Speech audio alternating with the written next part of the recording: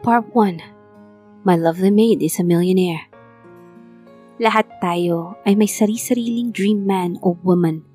Karamihan sa atin, mahalin lang ng totoo ay kontento na. Pero yung iba, marami pang dapat mangyari bago nila masabi na yun na ang the one. Kilalanin si Ashley. Siya ang tipo ng dalaga na lahat ay nakukuha niya sa isang iglap. Pero paano kung dumating sa buhay niya ang binatang walang pakialam sa angking niyang ganda? I am such a loser. Yun ang pakiramdam ni Ashley. Lahat na lang kasi ng sinisimulan niyang negosyo ay nalulugi.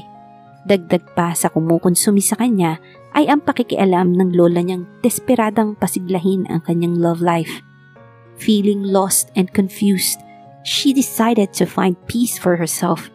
At natagpuan niya yon sa isang liblib na probinsya. Sa pagtigil niya ron ay hindi lang katahimikan ang nasumpungan niya, kundi ang isang dating idolo niya, si Justin Smith. At kagaya niya, mukhang may tinatakasan din ito sa magulong mundo. For the first time in a long while, she felt excited over something again. Sa pagnanais niyang maka-up close and personal ang lalaki, ay nagpresenta siyang maging kasambahay nito. Sa kabila ng paghanga niya sa binata, ay hindi niya inasahan na sa pagitan ng pagtatanggal ng mga sapot sa bahay na tinitirhan nito at sa pagliligpit niya ng sangkatutak na kalat, ay makakaadama siya ng kakaibang kilig para dito. Saan kaya hahantong ang pag-ibig na nadarama niya para sa gwapong amo niya? Ibigin din kaya siya ng binata? Magandang araw, Angels! Isa na muling series story ang nais kong ibahagi sa inyo na tsak na magbibigay kilig at inspirasyon sa bawat isa. Tunghayan po natin ang unang kabanata ng ating kwento. Pero bago tayo magpatuloy, kung bago ka pa lamang sa aking channel, ay pakilike po ng ating video. Paklik din ang subscribe button, gayon din ang bell icon para lagi kayong updated sa mga parating ko pang uploads. Abala sa pagtipa sa piano keys si Ashley ng mga sandaling yon. Nasa music room siya ng bahay nila at habang tinutugtog niya ang piyesa ni Bach, ay para siyang nawawala sa kanyang sarili. Napapasabay pa nga ang katawan niya sa pagtipa niya at dahil nakapikit siya habang tumutugtog, ay para siyang nakakakita ng iba't ibang kulay at hugis sa kanyang diwa. Is that what you intend to do for the rest of your life? Reality intruded. Dahil doon, ang pagkalibang niya ay nauwi sa pagkainis. Pabagsak diniinan ang mga teklado. Kapag kwan ay kagyat na tumigil sa pagtugtog. Sumalyap siya sa grandfather clock na nasa isang sulok ng music room. 10:00 pa lang ng umaga.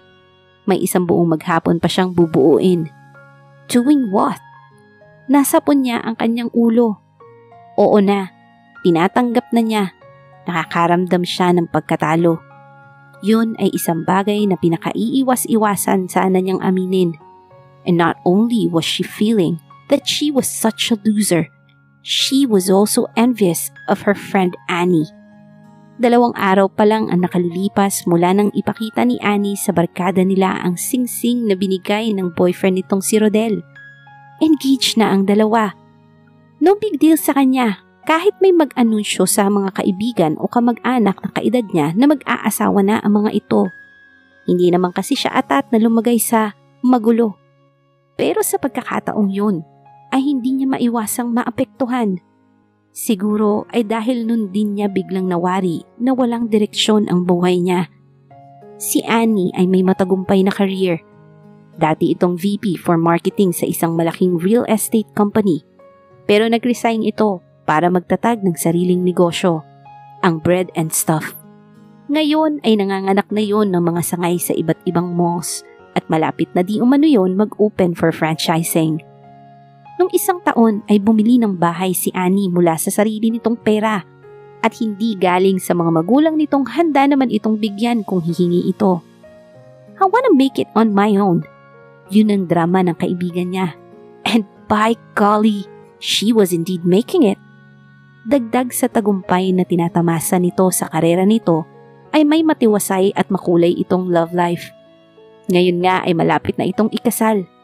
It was as if Annie had everything. At yun ang lalong nagparamdam sa kanya na talunan siya. Siya ba ay ano na ang na-accomplish? Napangiwi si Ashley. Pagka-graduate niya sa kursong Business Administration, ay binigyan siya ng puhunan sa negosyo ng daddy niya na kasosyo sa Builders and Planners, isang malaking urban planning development firm.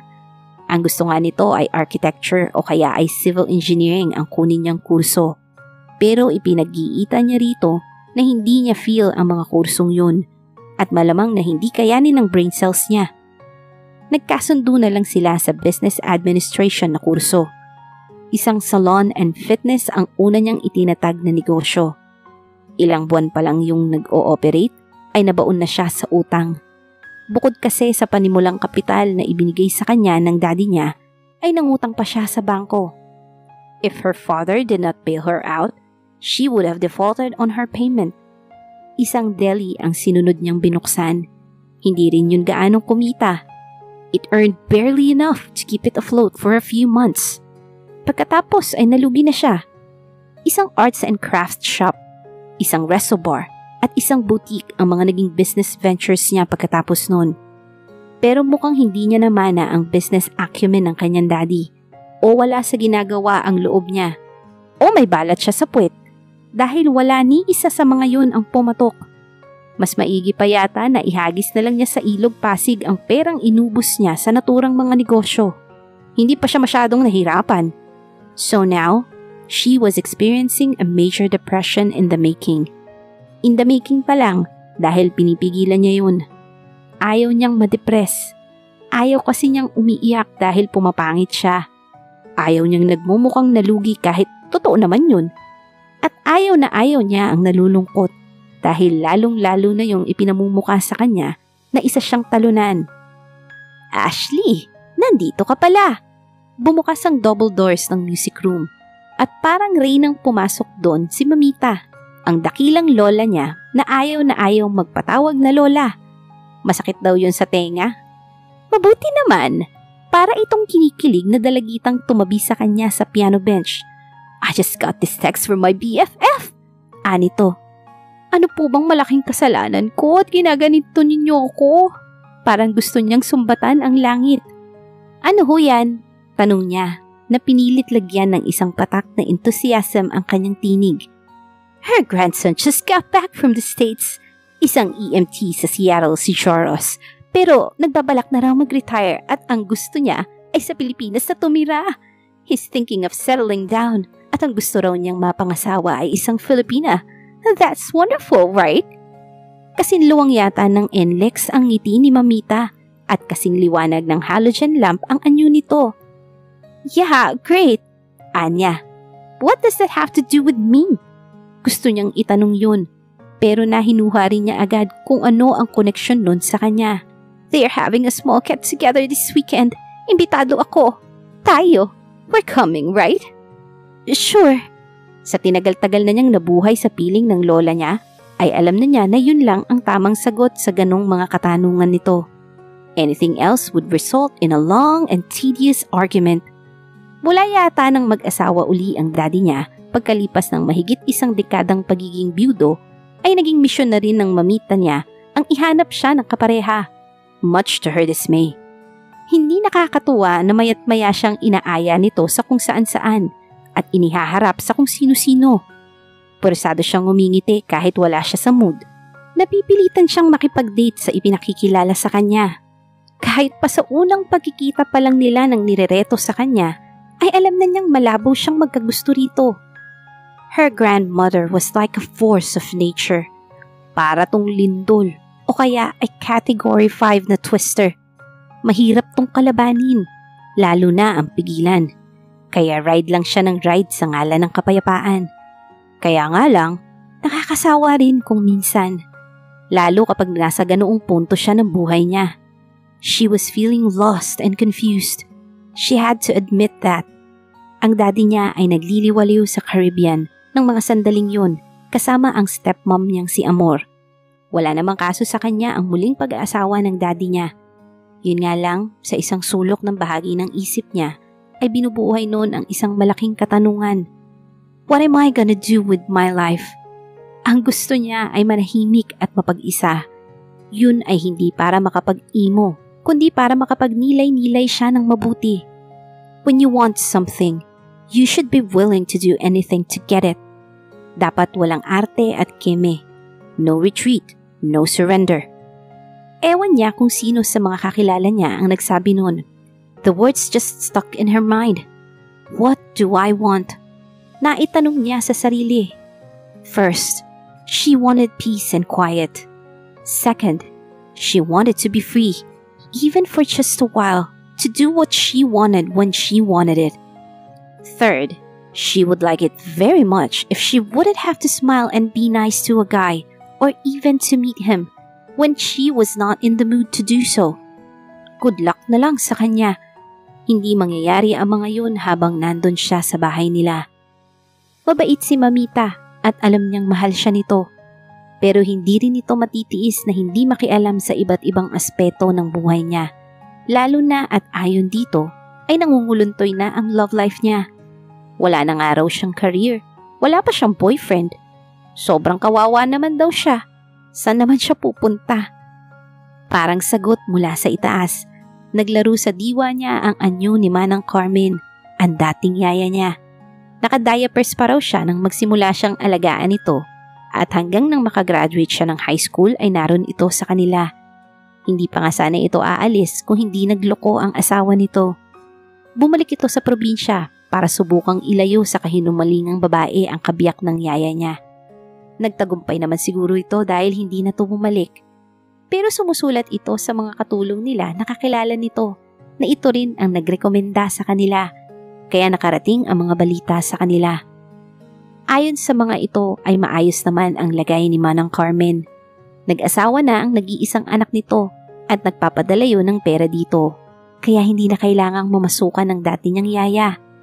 Minsan na siyang nakarating sa probinsya ng yaya niya sa Santa Lucia. Napakatagal na panahon na nun. Kasama niya ang daddy niya. Idinaan nila ron si Manang Carmen para bumisita sa pamilya nito. Samantalang sila naman ay tumuloy sa pagbabakasyon nila.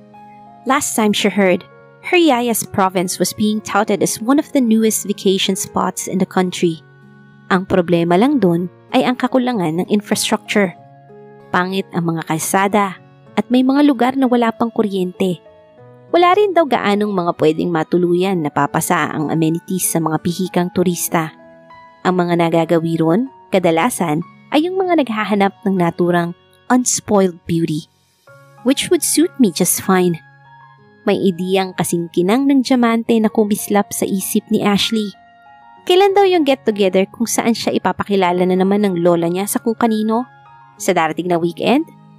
Pwes, bago pa dumating yun, ay determinado siyang wala siya sa bahay na yun. Nangingiti na wika ng dalaga sa sarili. Gusto mo ng katahimikan, hindi ba? Ayan! Pakasawa ka. Yun ang sumiksik sa isip ni Ashley habang nakaupo siya sa katawan ng punong inanod sa baybayin at nakatangkod siya sa karagatan. Pagkatapos ng umaatikabong pagtatalo nila ni Mamita, nakaalis din siya sa bahay nila para maglungga sa lugar na malayo sa kabayasnan. Pero kinailangan pa rin niya ang tulong ng daddy niya para mapapayag niya si Mamita. Tuwang-tuwa siyang tinanggap ni Manang Carmen pero ayaw naman niyang makaabala rito. Kaya sa isang inn siya tumuloy. Kakilala rin ng yaya niya ang may-ari nun. It had the barest of amenities. Pero at least, malinis ang lugar at higit sa lahat, tahimik.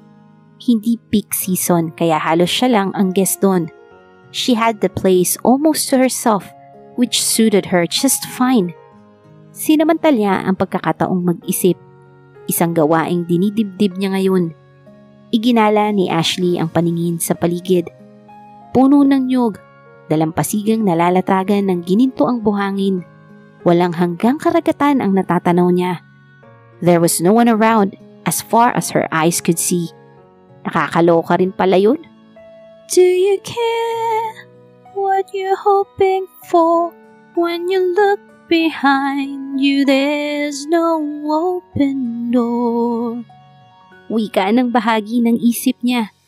Tumayo pa siya sa kanina na kinauupuan niyang tuyong katawan ng puno para mas makabuelo siya. Parang batang nagkakanta siya. Nagulantang lang siya nang istorbohin ng malakas na tahol ng pagkanta niya. Ay! Ano ba yan? Hiyaw niya dahil sa gulat. Naging dahilan yun para mawalan siya ng panimbang.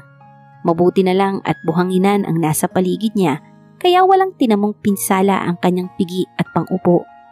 Pero hindi pa yata siya ligtas sa peligro. Nawari niya yun nang mag-angat siya ng paningin at makita niya ang dambuhalang asong halos nasa mukha na niya ang nguso. The dog barked once more, and she shivered when she saw its large fangs. Mag-isa lang siya, kaya walang sasaklolo sa kanya. Inilapit pang lalo ng aso ang nguso nito sa kanya. Napapikit na lang siya, pero hindi niya maiwasang ma-imagine ang pakiramdam ng malalaking pangil kung sakaling bumaon ang mga yon sa malalambot niyang balat. Sa halip na kagat ang maramdaman ni Ashley, ay isang malapad at basang bagay ang tila humilamos sa mukha niya. Ew! Bulalas niya nang matukoy ang dila ng aso. Napadilat agad siya. Umatras naman ang aso, saka siya muling kinahulan nito. Relax, sabi niya rito. Peace tayo! Kumahul uli ito, pero mukhang wala naman itong balak manugod. Nang mapagmasdan niya to, ay natawa siya. The dog was a Labrador at mukhang pure breed yun kung ang itsura at tindig ng aso ang pagbabasehan. She had nothing to fear. Sanay siya sa aso kaya alam niya na mukhang dambuhala man ang nasa harapan niya ay napakabait naman ng ganong breed ng aso. They were gentle giants. Saan ka naman nanggaling ha? Sabi niya sa aso. Kumahul uli ito, saka umungot. Mukhang may problema to. Excuse me, hindi ako nakakaintindi ng dog language. Anya rito. Kumahul na naman ito at umukot.